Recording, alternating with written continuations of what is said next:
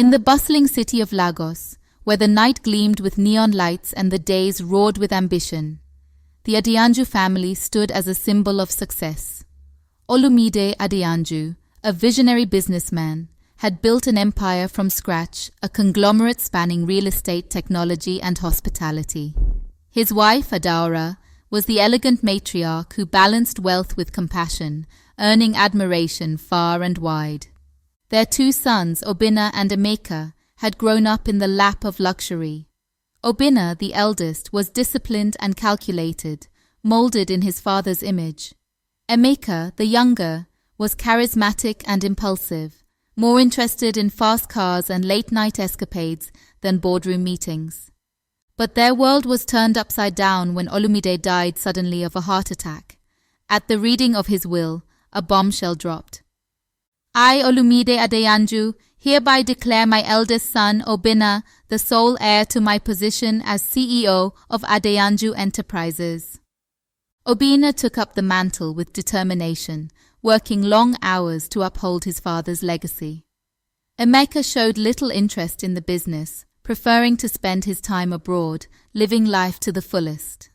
One evening, Adaora called Emeka for a rare family dinner. Over a spread of steaming jollof rice and grilled fish, she pleaded with him.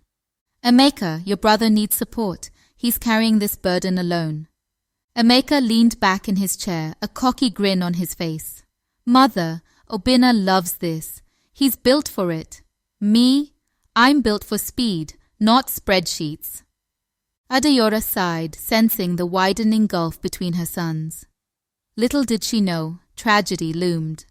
One stormy evening, Obinna was returning home from an investors' meeting when his car skidded off the road and collided with a truck. The crash left him in a coma, and the doctors delivered grim news to Adaora and Emeka. The impact caused severe trauma to his brain. He may wake up, but there's a risk of memory loss. For weeks the family hovered in limbo.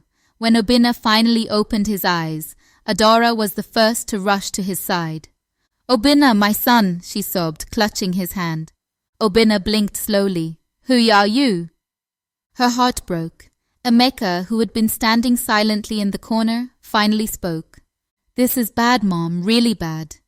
I know, Adaora whispered, which is why you must step up now, Emeka. Your brother needs you. Emeka was reluctant, but eventually agreed to manage the family business temporarily. He surprised everyone by throwing himself into the role. His charm won over skeptical board members, and his risk-taking nature breathed new life into the company. Projects that had stalled under Obinna's methodical approach began to flourish. One evening, Adaora sat with Emeka in the study. She watched him pore over spreadsheets, his tie loosened and exhaustion etched on his face. You're doing well, Emeka, she said softly. He looked up and smirked. Don't get used to this. I'm still a Ferrari guy at heart. Adaora smiled, but deep down she worried about the storm that would come if Obinna regained his memory. Months later, Obinna began to recover pieces of his past. One afternoon, as he walked through the family estate's sprawling gardens, he paused, staring at a marble fountain. Father built this, he murmured, a flicker of recognition lighting his eyes.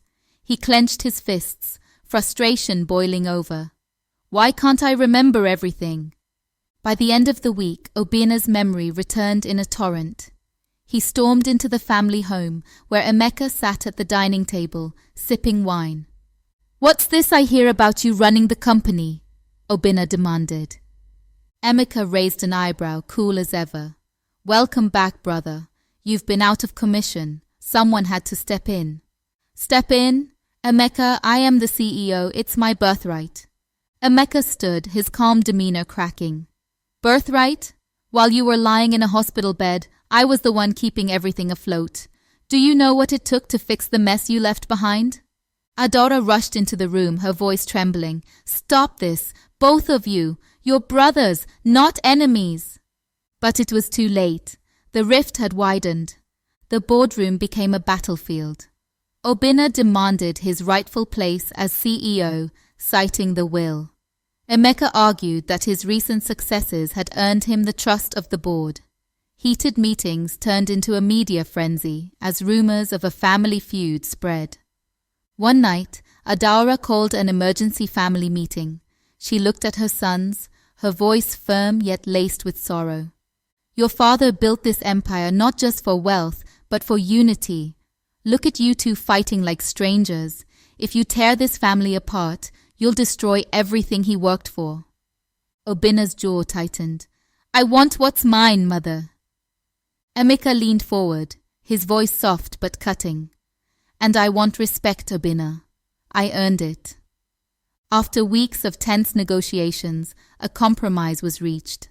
Obinna would return as CEO, but Emeka would remain as Chief Operating Officer with equal authority over major decisions.